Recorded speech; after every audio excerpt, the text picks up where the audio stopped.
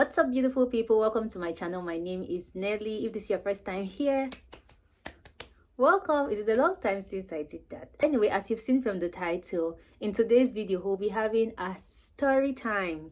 Yes, I'll be telling you about the time when I almost fought with a hairdresser in Japan. If this is the kind of content you're interested in, then keep watching.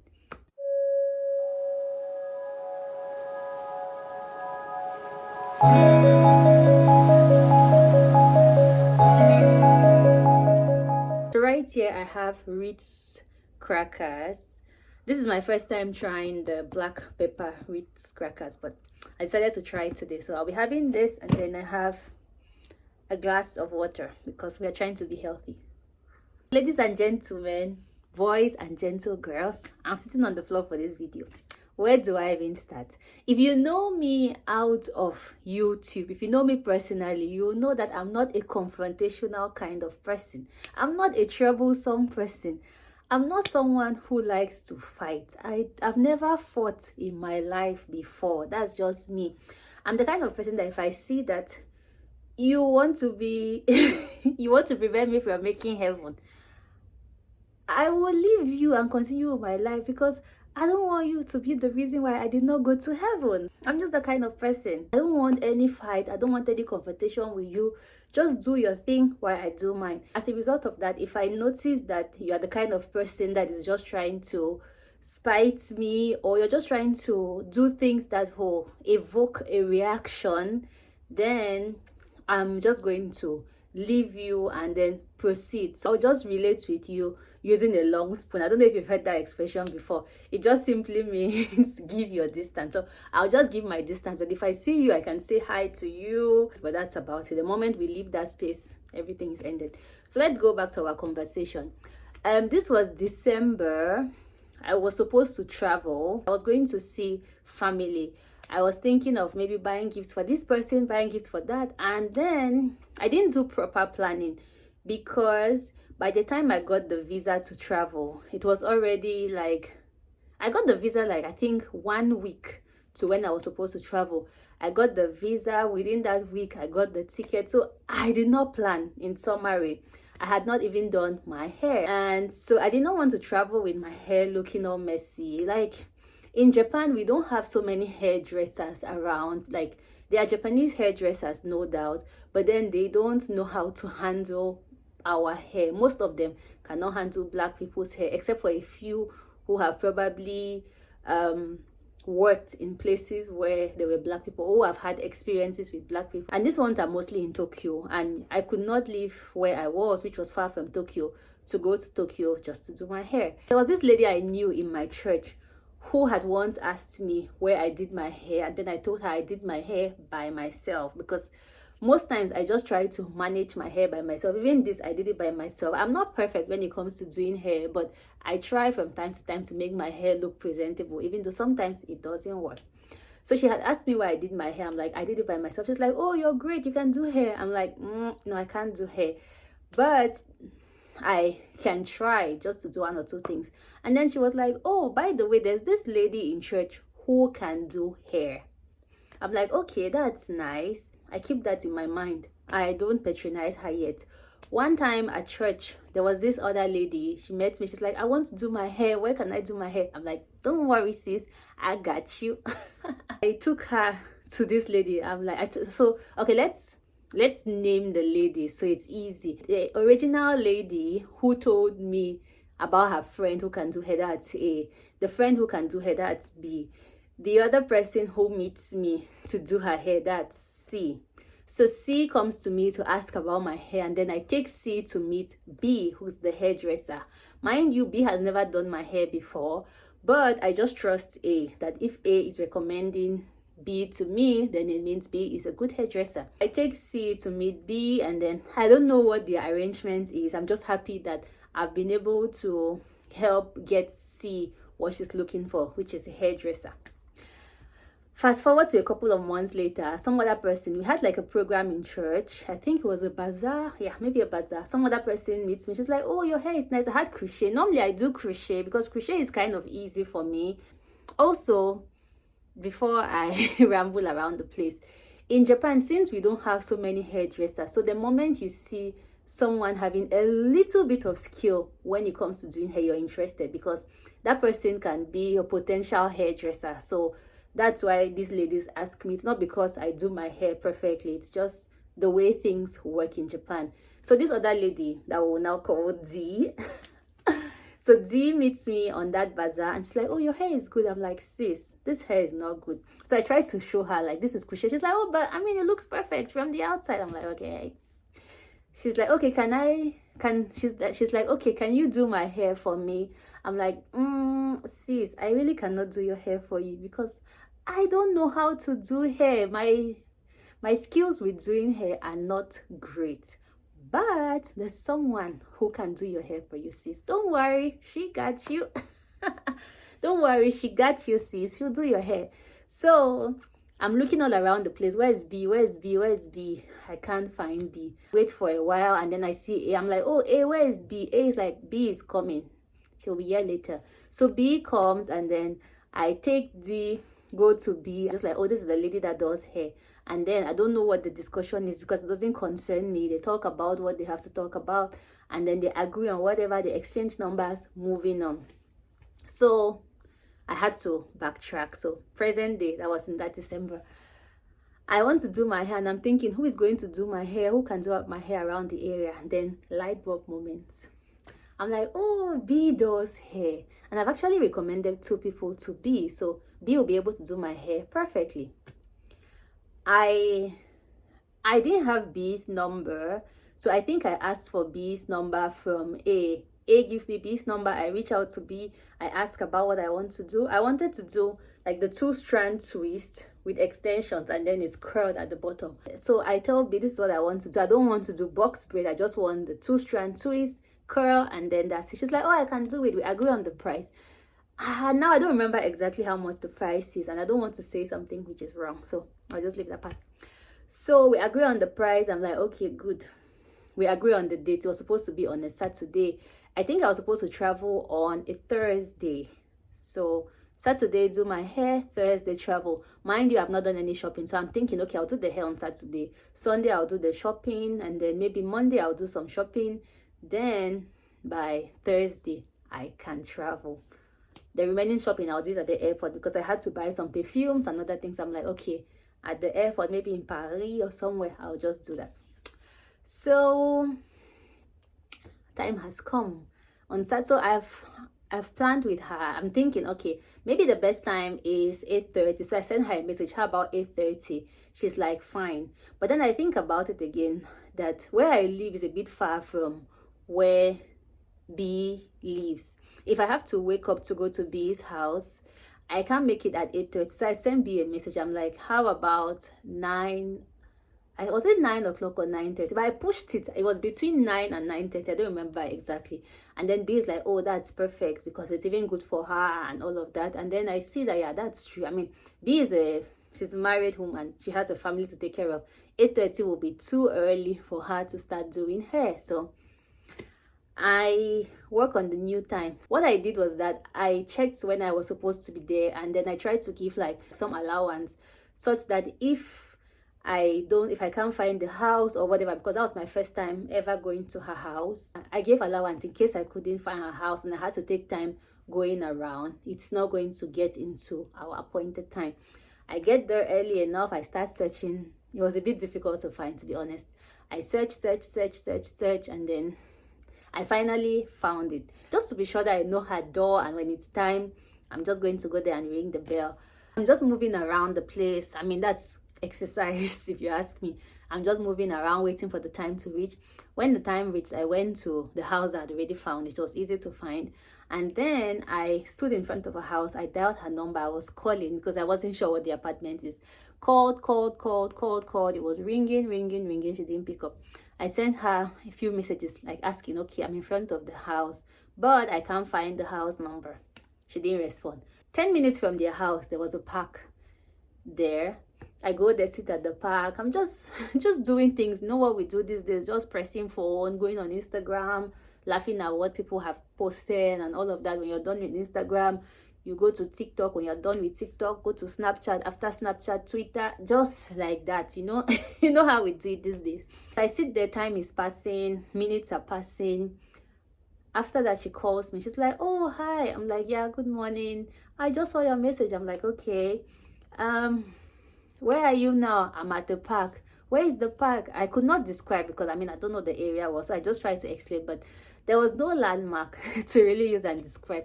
I'm like, anyway, I'm coming towards your house. I get towards her house. She's not in front of the house again. I have to start calling. I'm like, where are you? Where are you? Where are you? Where are you? She's like, oh, I came out. I could not see you. I'm like, okay. We agreed that she would just wait there and then I will meet her. So she waited and then I finally met her. I was happy at least. Okay, fine. I don't have to move around because this is winter. It's cold. I'm outside. Fine, I'm wearing a jacket, but it's still cold. I get into her house and then I sit with her kid. I like kids, so I'm just playing, passing time. I'm not... Oh, by the way, something that I did not tell you was that I had 2 packs of extensions on that day. But normally my hair, 2.5 goes. The plan was she will start with what I have. And then after a while, when I see that it's either done or we are almost done with the 2 packs, I will rush to get another pack because I could get another pack. So I sit there and playing with the kid, just playing. And then I realized that time is passing. My hair has not started. This was like, we got into like 10:30, 11 o'clock. I think like 11:30, 12. My hair, 11:30, 12. My hair has not started yet. Then I'm just like, okay, fine. What I have to do is to look for this lady because I mean we have to do this hair. I have to finish this hair today. I still have to go and get extensions, so I don't think we are going to be done. So I go outside. I see that she's trying to cut the extensions and then she's stretching them out. I explained it to her. I'm like, this is the plan, you know, we had already agreed on this and I have to finish this hair today. I still have to go and get the remaining extension. I don't think we can do all of this today. She's like, no, don't worry, I asked someone. So she said she asked A sells extensions. She asked A and A said she has extensions. She's going to bring the one that it's needed. I'm like, okay, fine. So I don't have to go get the extensions. And then she shows me, she's like, she's almost done. She has cut a large part and then she has stretched it. So I relent. I mean, you see all that hard work that someone has done. Why would you still be pressing that you want to go? And then I sit and then we start doing the hair. I know how it is when you are doing hair. You are telling stories and all of that. But I'm also very conscious of what she's doing. And then in the course of doing my hair, I do this. And then I realized that it's unraveling. Okay. I'm patient. She does the second one, same thing. It's already unraveling. And then I'm like, this is not really what I want to do. So hold up a bit. Many years ago, when I go to do my hair, I used to be that girl. I used to be that woman that will sit on the chair. And then I will look in the mirror and I will know that this hair is not going to last one night. I'm going to take off this hair. This hair doesn't look nice at all. But I'll not say anything to the hairdresser. She'll just be there. She'll be spraying whatever thing she's spraying, laying the edges and all of that. And then the moment I get home, I just ask anybody like, is this hair nice? And then the person's like, the hair is not nice at all. I'm taking it down. I've done that twice. There have been times that I've also done my hair. But then you look at the hair, you know that this is redeemable. Like, maybe just the styling doesn't go well and then you restyle it, it looks different. For that, I've kept. So I used to be that kind of person. Like, I will sit on that chair. I'm not satisfied. I know it doesn't fit my face. It doesn't look right. But I don't know whether I was trying not to hurt the hairdresser or where. I don't know where my mind was at. But fast forward to a few years ago, I decided that if something is not comfortable with me, especially when it comes to hair, I mean, I'm paying you for a service. If it's not comfortable with me, I will tell you that I'm not loving what you're doing. So if you can rectify it or if you can do it differently, then I'll appreciate that. Looking at that hair and seeing that it looks funny, I expressed my concern to her. She's like, oh, this is how it's supposed to be. I'm like, I'm not sure, because if it's unraveling like this, it means that it's not going to stay. Then something just tells me like, why don't you tell her to switch the style? I'm like, how about box braids? Can you do box braids? She's like, yeah. I'm like, okay, fine. let's do box braids. So I help her, we undo, and then we start doing box braids. We are doing box braids. Also, with the box braids, she doesn't end it. She doesn't braid the hair until the end. It just goes like, how do I explain? With the box braid, she braids it until a certain level, but not till the end. And I realized that the reason why she's doing that is because she didn't stretch the extensions properly. So you cannot braid it till the end, because when you braid it to a certain level, it still keeps unraveling. And then I explained to her, I'm like, this is unraveling because I know that it's not going to go far. She's like, no, it's going to be okay. We are going to curl the hair and it's going to be fine. I mean, if you curl the hair, it's going to be okay. So I did not bother. We are braiding. It's getting to evening.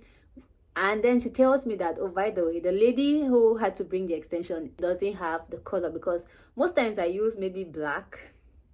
Few times I use dark brown, but most times it's black. Maybe 1B or number 2 or number 4.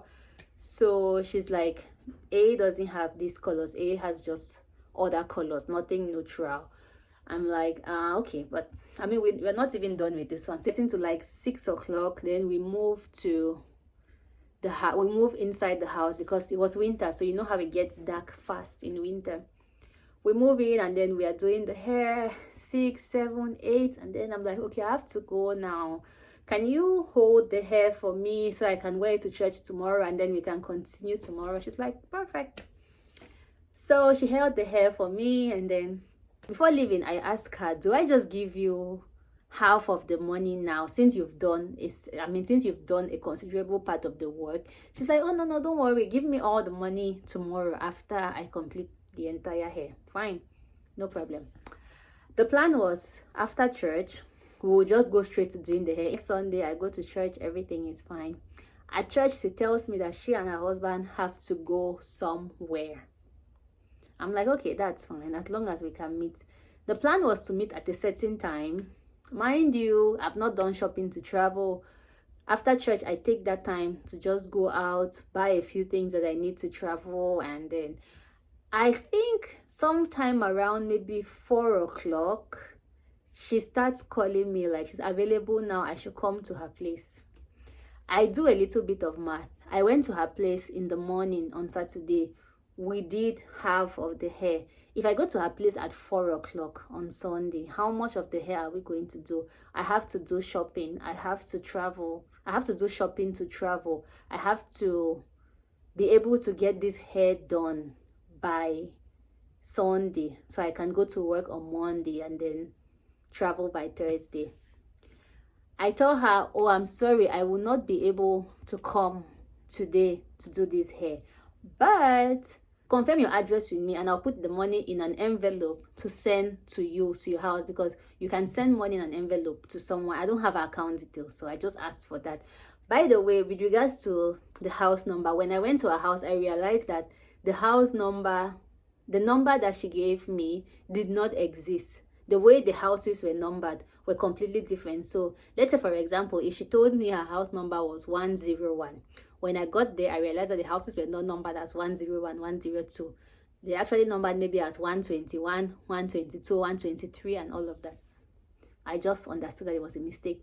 So the reason why I was asking her to confirm was because, I mean, even now, the number she gave me was wrong. So I just wanted to be sure that I wasn't sending money to the wrong person. And I also did not have her name. So I needed her to confirm her address and her name so I could send the money. So this lady reads my message on Sunday. She didn't say anything. We proceed Sunday. I'm with my sister. My sister helps finish the hair with me. Like by 9 o'clock, we're done with the hair. We've curled the hair. Everything is done.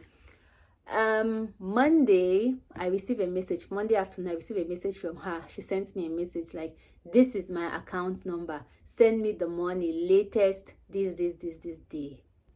I actually wish I did not delete the messages. I would have really loved to show it here. But anyway, I'm like, sis, in my mind though, I'm just thinking, I'm like, sis, you did my hair. We were supposed to meet. I did not meet you. You are not thinking that maybe I'm not satisfied with the hair. You don't even ask me in a message. You don't even send a message to ask me if there was something wrong, because we had the plan and now I changed the plan not to come. Your target, your interest is just about the money, and then the tone that you're even using to talk to me, it's like you're shouting at me. I'm your customer. You should treat me nicely so I can come back. So, as a stubborn-headed person that I am, I did not send the money because I just felt like that tone was so wrong. You cannot talk to somebody in that tone. I didn't send the money. But what I did was I gave someone the money to give her on Sunday. Unfortunately for me, Thursday reached based on some situations beyond my control. Your girl could not travel. All the plans I had made, all the things I had bought to travel with, I could not travel with the things. So what happened was I just left everything in the back out of disappointment, and then I spent my Christmas like that, spent my New Year. I did not unbox anything. I think it was when I was moving out of my apartment, that's when I actually unboxed, took everything out. Some things had already expired, like some snacks had expired and all of that. But for the most part, I really did not unpack. After that journey, I was just heartbroken. Went to church on Sunday, collected the money from the person that I had given to. I did not see sis. I kept the money. That week, sis sent me messages talking about certain things, like just talking. I did not listen. I really wanted to see her face while I'm giving her the money, or even hear her say something, or even ask me about the hair while I'm giving her the money. She didn't come to church that Sunday. The next week, I went to church again with the money. Sis didn't still come. I made up my mind that if I see B's husband, I'm going to give the money to B's husband. If I see A, I'm going to give the money to A. If I see even A's husband, I'll give the money to A's husband to give it to B, because I did not want to keep B's money. Every Sunday, I'm going to church. Sometimes I forget. I go withdraw money from the convenience store, come to church. B is not there. And you know what? And you know one thing with money, when you have money in your bag, you'll be getting all sorts of ideas and ways on spending the money. So most time when I withdraw B's money, it never goes back to my account, and I cannot give account of how I use the money. So I just decided that I will not be carrying the money again to church. And then on this particular Saturday, I don't forget, sis rains curses at me. Sis says all sorts of things to me, that the thing that I've done to her, people will do it to me. Like, at that point in time, just told her that I was very disappointed in her, that she never for once asked me how the hair was. She never for once even asked me if I liked the hair or not. I said, anyway, I've been bringing your money to church every Sunday since the last time that we met. I've not been able to meet you to give it to you. So please, if you can come to church tomorrow, I will give you the money. Lo and behold, I go to church on Sunday. Guess who is there? B is there. I'm like, hi. She's like, oh, hi. Like, she wants to be all nice and everything. I'm like, okay, are you going to be around for long? She's like, yeah, she's around. I said, okay, can you just give me a moment? I'm going to be with you shortly. I just dashed to the convenience store, withdraw her money, come back to church, give it to her. I gave her money and everything has moved. This is how I almost fought with someone in Japan.